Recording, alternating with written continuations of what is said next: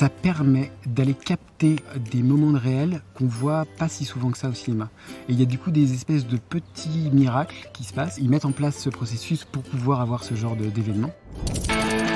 Cinébox. C'est l'histoire de Suzanne qui souffre d'une démence sémantique. Ça va créer chez elle des états ou de désinhibition assez excessifs. Elle se transforme un peu en enfant et du coup pour son fils c'est un peu problématique et pour le couple de son fils c'est aussi un peu problématique. Ça crée chez lui beaucoup d'inconfort et de stress. Elle a toujours été, sa mère, une femme très rigoureuse, très secrète. Et là soudain il découvre une sorte de face cachée. Dans son couple ils aimeraient bien avoir un enfant. Au moment où ils sont prêts, sa mère se transforme en enfant. Et donc en fait il y a aussi ça qui est en conflit. Il y a un contraste très fort entre qui elle était avant, c'est-à-dire habillée tout de noir, très réservée, et cette Suzanne aujourd'hui qui est complètement dans l'excès. Le personnage d'Alex, il aimerait bien pouvoir contenir cette vie, qui va pas exactement dans le sens où il aimerait qu'elle aille.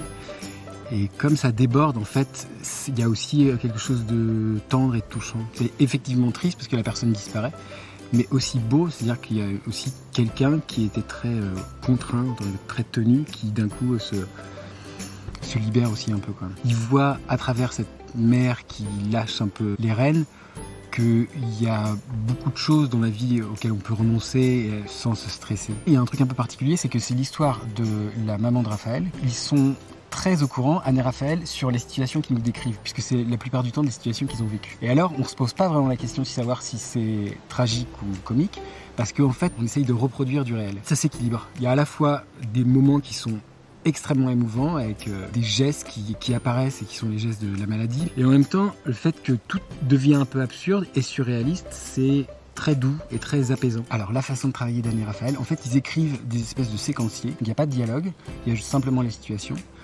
On se voit, on discute, ils donnent des exemples de dialogue, ensuite on fait des répétitions filmées.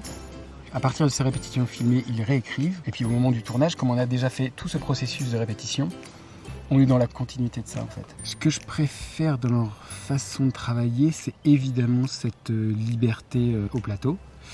En plus, ils sont deux, du coup, ils discutent. Eux, ils sont déjà dans un dialogue entre eux. Donc, c'est une espèce de forum. En tant que spectateur, ça permet d'aller capter des moments de réel qu'on voit pas si souvent que ça au cinéma.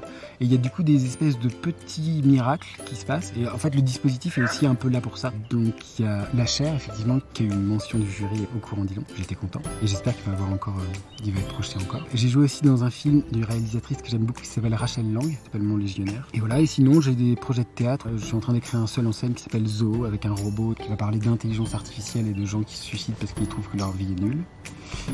Et voilà.